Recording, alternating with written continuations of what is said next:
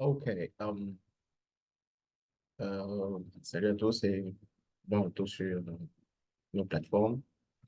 Alors, ceci est une vidéo pour accompagner la vidéo. Ceci est une présentation pour accompagner la vidéo que nous avons fait sur la géophysique utilisée en agriculture, principalement les méthodes électriques utilisées en agriculture.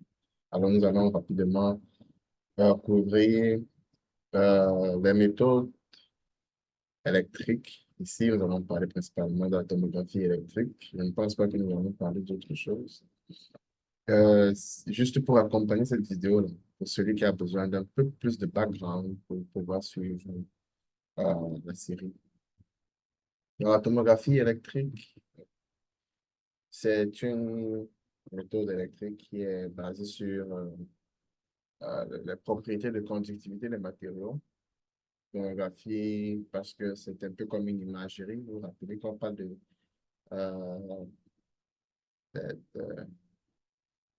la tomographie des impédances électriques en médecine. Lorsque vous partez, par exemple, faire une radio et que on scanne votre corps pour pouvoir avoir, déjà pour visualiser ce que vous avez à l'intérieur du corps, par exemple, on veut avoir une image de la fracture de votre os. Voilà, on veut avoir une image de votre scan, on veut avoir un scan cérébral.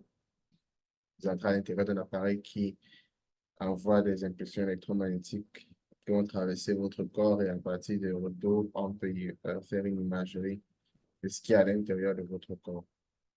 Donc, je pense que euh, on peut utiliser cette image-là pour vous présenter le principe d'acquisition des données lors d'une tomographie électrique en géophysique électronique.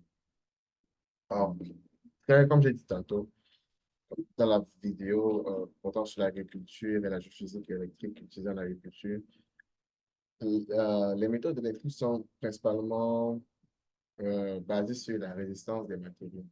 Mais on parle de résistivité parce que dans notre cas, ou bien dans notre contexte ici, on travaille avec des corps qui ont des géométries différentes. Et du coup, maintenant, à cause de la géométrie qui change, la valeur de la résistance, entre guillemets, peut changer.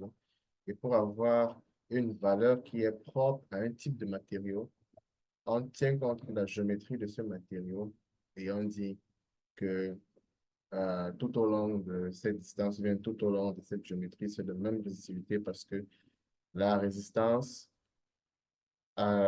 appliquée à un facteur géométrique était la même. Voilà.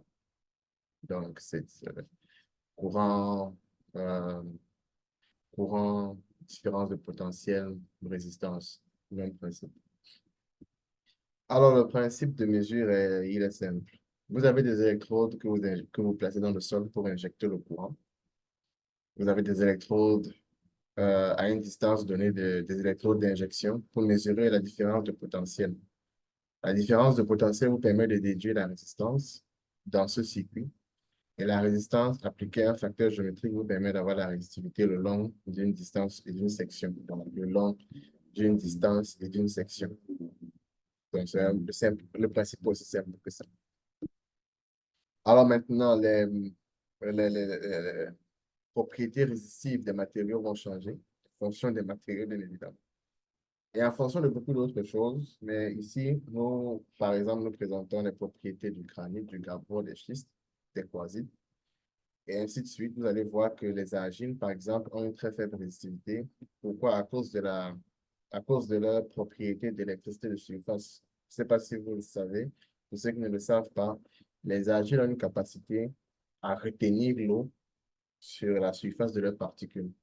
À cause de cette eau présente-là, il y a cette conductivité-là qui sera considérable même quand vous avez pris l'argile qui est sec. Parce que au niveau des particules d'argile, il y a, à cause des tensions de surface, il y a une quantité d'eau qui est retenue. Et cette eau favorise le passage du courant. C'est pourquoi les argiles ont naturellement des conductivités très élevées dans des résistivités très faibles. Or, justement, la conductivité et la résistivité sont inversement proportionnelles. Donc, l'un est l'inverse de l'autre.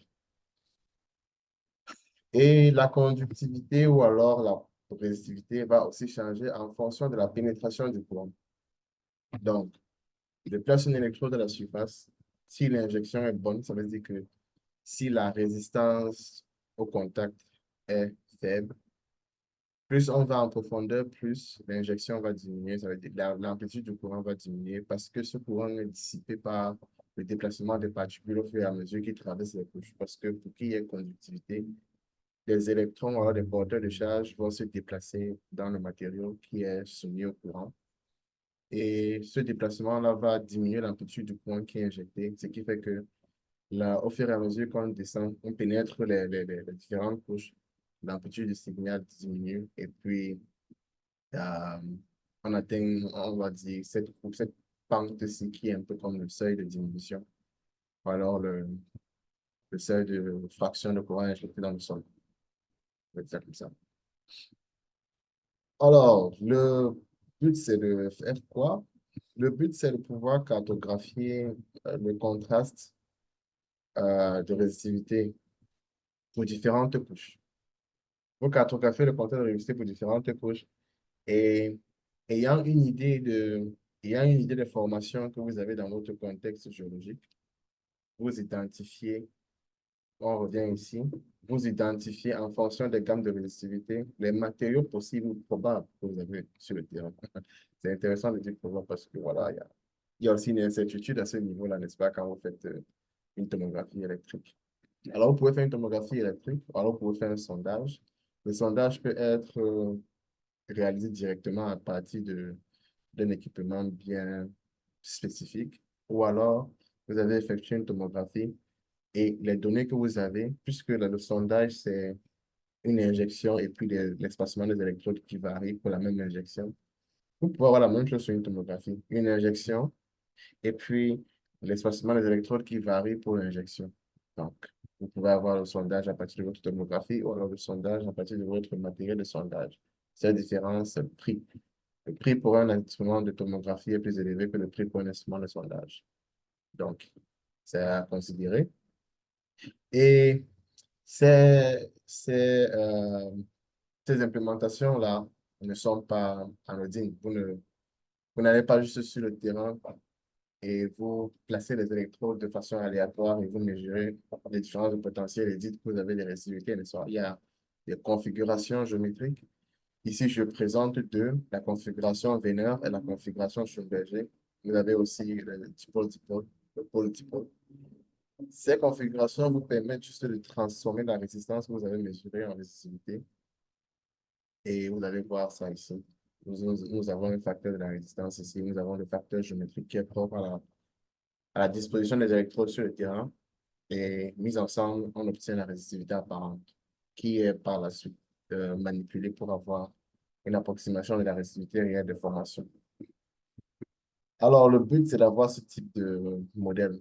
Un modèle que nous pouvons utiliser pour distinguer les différentes formations dans le sol, mais aussi que nous pouvons utiliser pour distinguer, par exemple, les différentes concentrations en porteurs de charge, puisque les porteurs de charge favorisent le passage du courant. Raison pour laquelle, dans la vidéo consacrée à l'agriculture et la géophysique, l'agriculture assistée par la géophysique, nous faisons allusion à la résistivité parce que porteur de charge signifie conductivité, signifie résistivité.